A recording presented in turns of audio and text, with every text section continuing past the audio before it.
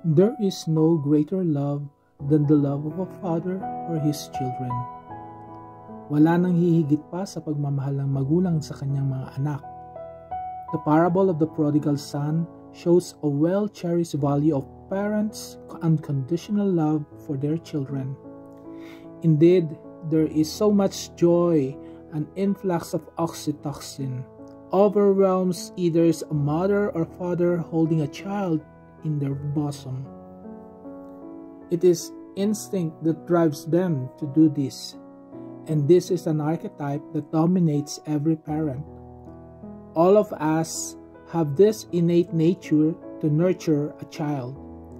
Ever forgiving is an innate character of a parent in us. Most of the time, the archetype of a mother or father is an acceptable archetype that usually characterizes our known to others self or the persona. But perhaps few would acknowledge that there is an excess unwanted traits of this kind of loving which could be detrimental to both the parents and the child. May uri ng pagmamahal na nakakasira hindi lamang sa minamahal, kundi sinisira din ang nagmamahal. This excessive love destroys not only its recipient but also the giver. Sa sobrang pagmamahal, binibigay na lahat ng layaw. Excessive love gives lavishly. Umaabot sa puntong umaabuso na.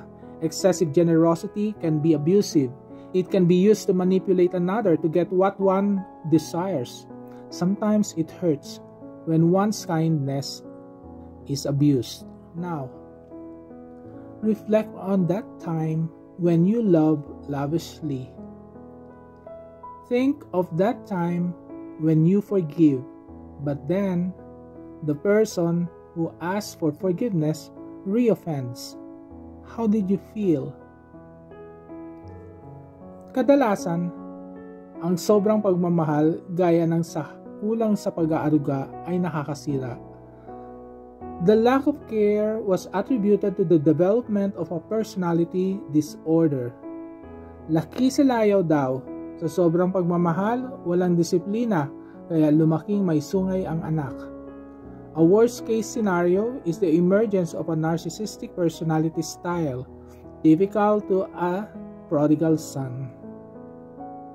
The story of the prodigal son tells us of an ever-forgiving father, and Jesus presents an image of God that is infinitely forgiving, a story that admonishes followers to be forgiving as God as our Father is. But as human beings, it is difficult to imitate God's foolishness in loving and forgiving a sinner.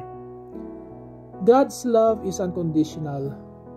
When the father saw his prodigal son, he didn't give any conditions to accept him back. Hindi ba ganyan din tayo kapag sobrang nagmamahal? We wish, we pray, sana bumalik na siya.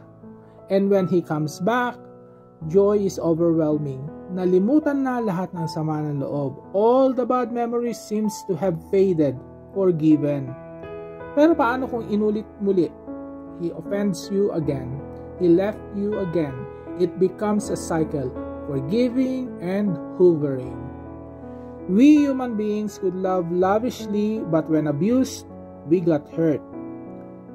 Okay na tularan ang mapagpatawad na Ama, but remember that God is God, and we are not God.